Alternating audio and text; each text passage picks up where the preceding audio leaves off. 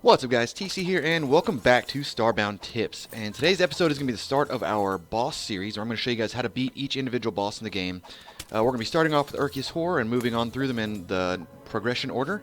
But one thing I wanted to point out before this first episode started, and it's going to be relevant to all the other videos, is that Starbound's storyline and their progression are decoupled now. So that means you can actually level your armor above where you're supposed to be for that boss, and that's going to be my biggest suggestion for all of these bosses, to always try to over level yourself. The only time it won't be able to do that is on the last two missions, the glitch and the very final boss mission.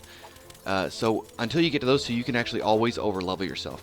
In this series I'm going to show you guys strategies and techniques and like what weapons and different buffs I think you should bring, but ultimately the most important thing is to always try to over level yourself. So with that being said, we are going to jump right in.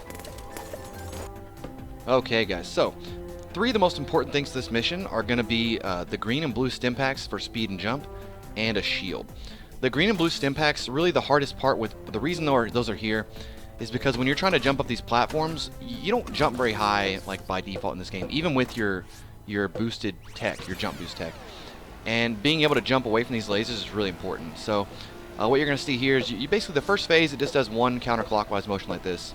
Second phase is going to be 4 lasers doing the same thing, and the last one they're actually going to have kind of an inverted, I'll have to explain in a second, but basically as soon as you get this laser off, you should jet over it and immediately start doing it again. But see, this time you see I have the boost jump, so you can see how quickly I can actually scale up these walls, right? And yeah, with the speed boost and stuff like that, it really helps you just avoid these lasers.